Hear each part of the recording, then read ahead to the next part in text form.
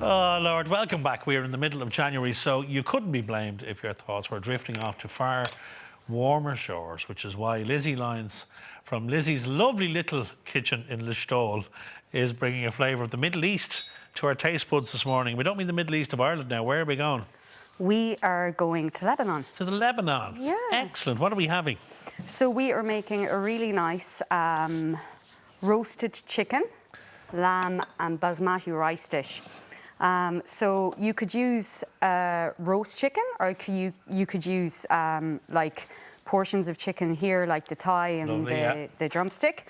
What I have here is a little bit of clarified butter, and I'm just rubbing it all over the chicken because the skin's going to make the skin nice and crispy. Lovely. And we're just going to put some salt. So I'm just rubbing the clarified butter into that. Okay. And I have my oven on behind me, and that is going in. Where did this dish come from in terms of you cooking it? Is it just you were influenced by it, Lizzy, or you're a fan of it, or you like Lebanese cooking? Well, actually, my brother-in-law's mom sent it down. Oh, right. Over Christmas. Very good. To me. And oh, so it's only a new recipe for you. Yeah. You better give her a name check, Lizzy, and say thanks to her. Therese. She's watching from the UK, actually. I think they got it working for her. So thank you very much, Therese. And I just thought it was really nice and light. And she told me the history behind it. She said it was actually 3 sisters that wrote the book with this recipe in it. And they wrote the book because they used to watch their mom cooking always. And all their friends loved their mom's cooking. And they wrote the book based on their friend's recommendation. Fantastic Isn't that idea. lovely? I love that, because those recipes are going to be around for years and years and years now. Exactly. So we're just putting that into the oven there. Our next step now is So you're just going to roast that chicken off? We're just going to roast that chicken off. Okay. We have it into the oven. I've it on at 160 for about maybe an hour just to crisp up. Okay. Obviously, with your portions, it'll take a little less longer than a whole roast chicken. So I have a pan on here now, and I'm going to put in some pine nuts.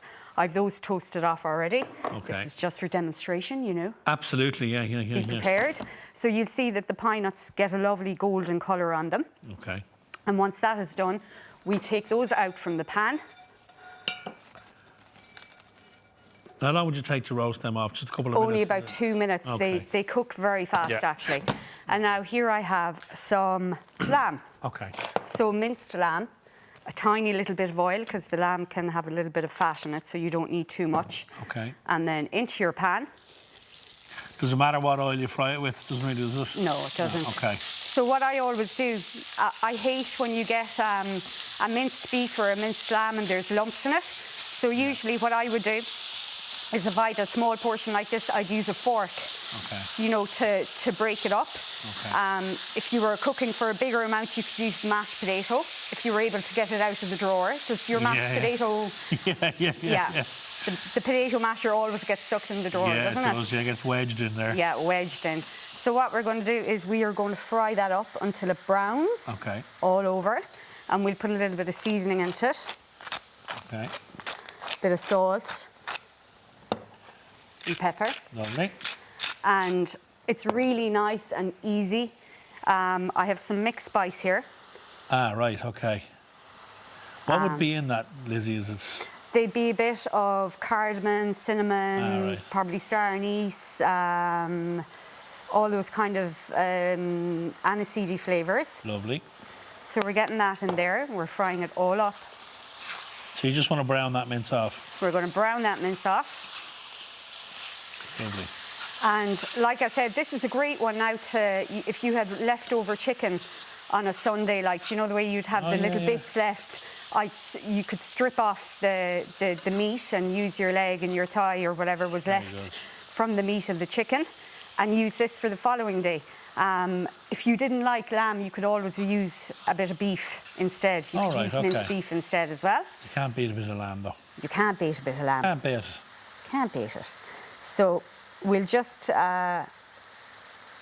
for instance, for time's sake, we'll say that all this lamb is all browned off. And the next thing we're going to do, actually, that's a saying my mother has, I'm right browned off. You're right browned off. Yeah. Yeah, no, I hear you.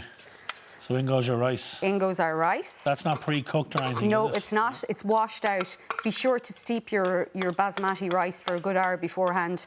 Wash it out and then wash it again. Oh, right, okay. Yeah. So we'll make sure that we incorporate it all in. Wow. I'll get my wooden spoon. This will happily feed a big family. Yeah, it You've will, got and lots it's in really there. good value, really, and it's really tasty. You know, there isn't too many flavours in it that the kids would dislike it. Yeah. Rory and Pierce had this now. I made it at home and they absolutely demolished good. it. So it's a great one. So now we have our basmati rice in there. Our lamb is all minced off, and now we're putting in chicken stock. Okay. And what we'll do is we'll just lob it all in, says the man. Okay, and you're going to cook that rice off then in the chicken stock. Yeah, so we're going to let this cook away here for 5 minutes uncovered. And as soon as our 5 minutes are up, we're going to put a cover on it. Okay. And the basmati rice will cook through with the lovely flavours of the mixed spice, the lamb. And the chicken stock. The chicken stock, yeah. And you've your allspice in there as well. Lovely. So we're going to bring that up to... So you want to leave it uncovered for 5 and then Uncovered cover it for how 5? long, Lizzie? About 15, 20? About 10 minutes after that. Right, okay. Give it a little bit of a stir so it doesn't stick to the bottom of your pan. Excellent. And then... Ha, look at that lovely fluffy, look at that. Yeah, so this is one that I prepared earlier.